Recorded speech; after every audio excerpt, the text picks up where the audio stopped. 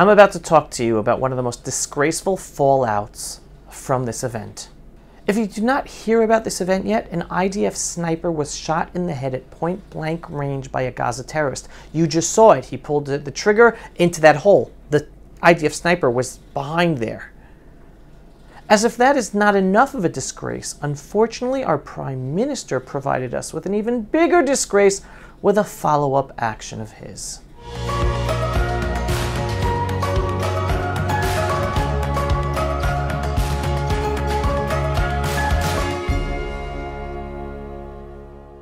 Folks, as you know, social media censorship is growing.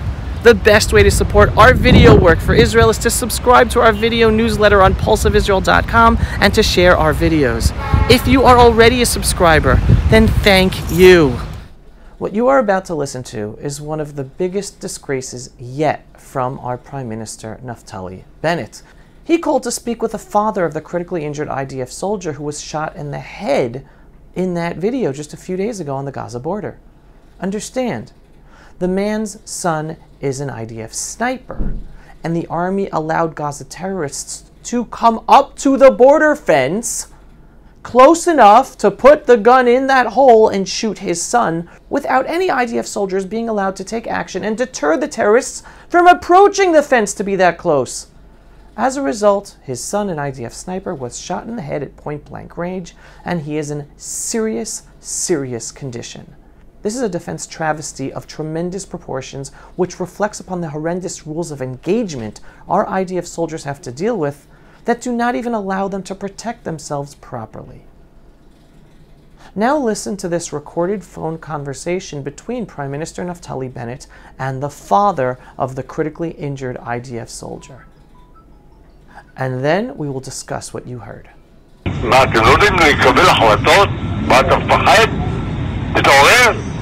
תתעורר, ממי אתה מפחד? שלך שנקצת תוקף, ממי אתה מפחד? מהעבאס? תתעורר! אתה מפחד, אני לא מנסה את המצב כזה להגיד לך את זה. אתה פחדן. אתה בכל הממשלה שלך פחדנים, תעשו משהו. תעיפו אותם מהשטח על קילומטר, לא להתקדם, מה זה? מה זה? איפה אתם חיים? מאיפה בא? אין לכם ילדים? מה אני צריך לראות ככה ילד אחד בודד יש לי? יש לי ילד אחד? מה אתה יש לך לענות לי אדוני ראש הממשלה? סליחה? מה יש לך לענות לי? אני רוצה לדעת כרגע איפה יוסי מאושפז? מסורוקה. סורוקה ואתה שם? אתה... זה בראל אחיה. First of all, the father is crying out to the Prime Minister, "Why are you and your government afraid?" He is referring to the fact that his own son, our soldiers, like me and my son, our hands are tied, not being allowed to shoot and protect ourselves. The father says straight out, "What, are you afraid of the Muslim Brotherhood Party in the government that won't let you use the army to defend ourselves?" Exactly. He is heading a government with anti-Israel forces in his own government. This is a huge embarrassment to the Prime Minister. But the biggest embarrassment is the Prime Minister's words himself. First of all, Prime Minister Bennett totally ignores the father's plea for an answer to explain how his government is allowing our soldiers to be shot like this without letting them defend themselves. But more than that, he reveals that he knows nothing about the soldier or his condition. Prime Minister Bennett called the soldier's name Yossi, while his real name is Bar-El. The father's name is Yossi. Then Naftali Bennett, the Prime Minister, asks the father which hospital he is in and what his condition is in. I'm sorry, but a Prime Minister should be briefed beforehand and know all this information before getting on the phone and calling. Not asking the father these questions. A parent wants to hear that the leader of his country who sent his son out to the field to be in the line of fire has encouraging words and took the time to understand the situation of their son. It's not like this was a multiple casualty event. His son is one soldier who was shot in the head. It should not take the Prime Minister more than a few minutes to be prepped and know the soldier's name, what happened to him and his situation, what hospital he's in.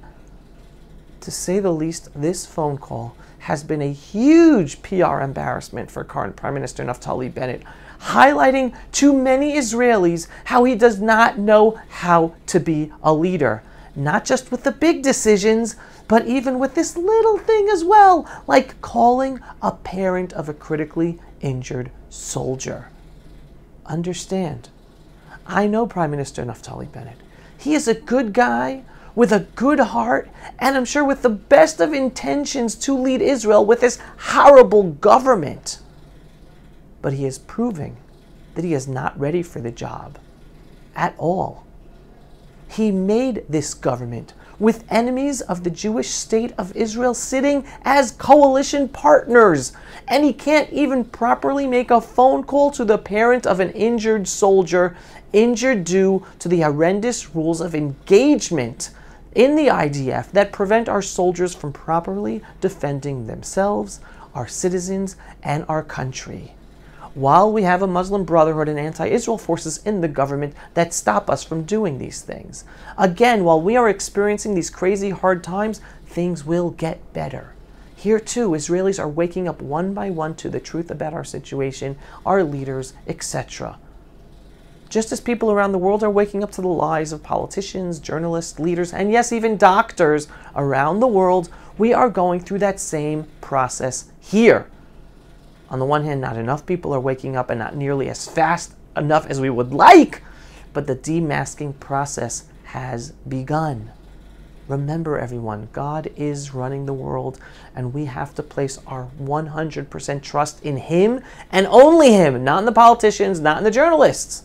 In the meantime, please, please, please pray for Baral Achia ben Nitza. This soldier needs as many prayers as possible for him. His situation is dire. So please pray for Baral Achia ben Nitza. Thank you. Pulse of Israel, frontline videos from the Holy Land. Support our work by donating today.